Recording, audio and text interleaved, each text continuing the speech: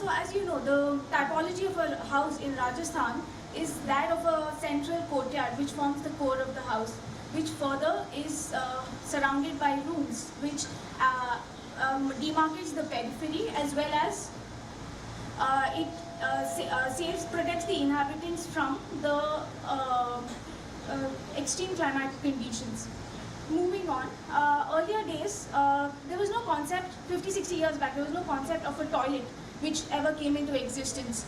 So it's only in the last 30-40 years that the toilet started becoming a part of the house.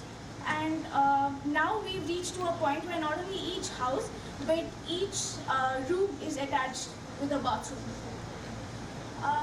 So there are two main aspects which guided the design of the project. One is we realized that the services in the house are extremely extensive. By services, I mean the toilets, the common bathrooms, the kitchen, the storeroom, the utility, and all of these. So therefore, the attempt was made to organize these services in such a way that they further give rise to the living spaces. So the boxes that you see in the yellow are the living spaces, which are the resultant of this organization. Secondly, in today's context, also the courtyard has lost its relevance as a core, as being a center of activities. Therefore, an attempt has been made to reinterpret this in today's world, in today's context, where therefore it has been split and allowed to flank on either sides of the boundary, where the living spaces further open into these courtyards. So what you see in the red is the service code, around which all the spaces happen, and the living spaces further spill out into the courtyards. So that's a ground floor plan. Moving on to the first floor, the core remains. What you see on either side is the air ducts, wind catchers, addressing to the climatic condition. Further moving ahead, a lot of play in the volume as well. This is the double height volume of the dining, which overlooks into the courtyard, which opens out into the courtyard. So all the spaces open out into courtyards, which form the inside of the house and not into outside into a neighboring property.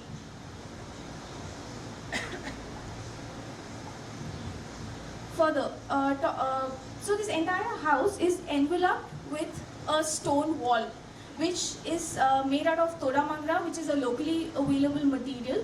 On all four sides, you can see that it forms an envelope responding to the climatic conditions and things like that. So these are few context images of the surroundings, where there is a hint of the vernacular architecture which still exists.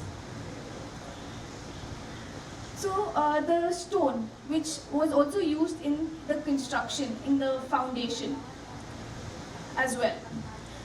And the structure is made out of brick. It's a load-bearing structure. So now moving on to materiality. Another important aspect is that we've used locally available materials with the use of local artisans. So like you can see, it is located in a very vernacular context in the surroundings of the house. So there's a contrast which exists, which has been also tried to have its expression in the house, where the exterior is that of a solid stone versus the envelope of the house, which is white and plastered. This is the entrance to the house. These are the aerial shots of the terraces. That's the wind catcher. And these are the courtyards. So this is a triple volume courtyard where the entire house and the living spaces open into.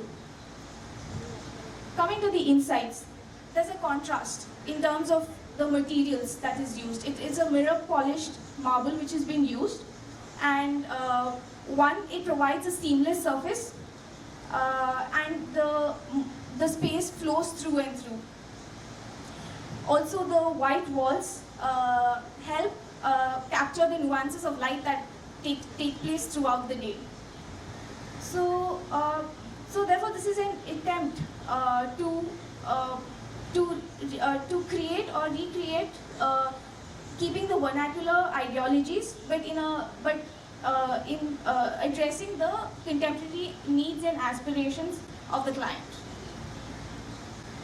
So that's a dining which again opens out into the courtyard. Dining overlooking the staircase. These are the wind catchers on either sides of the space. That's a double high volume again. That's the bedroom opening into the courtyard. So, yeah, thank you. Yeah. Tell us a little bit about the people who live there.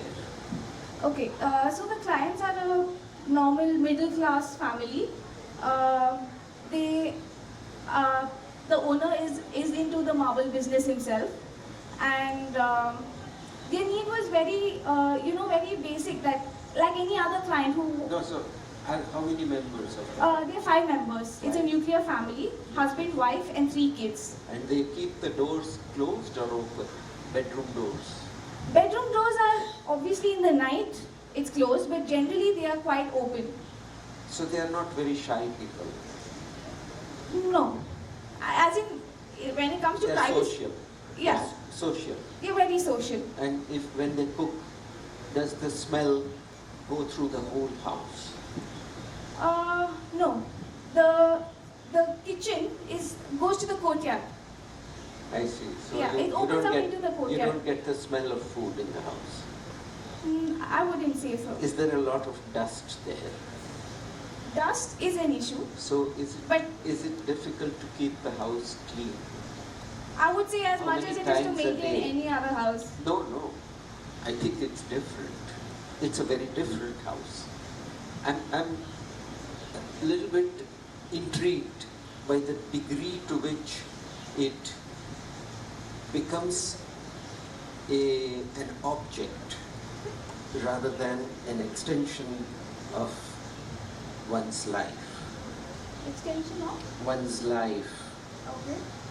That there's not one thing which disturbs the utter precision of the making of the object. It's so precise. Okay. So life is not so precise, so I'm little. But anyway, that's okay.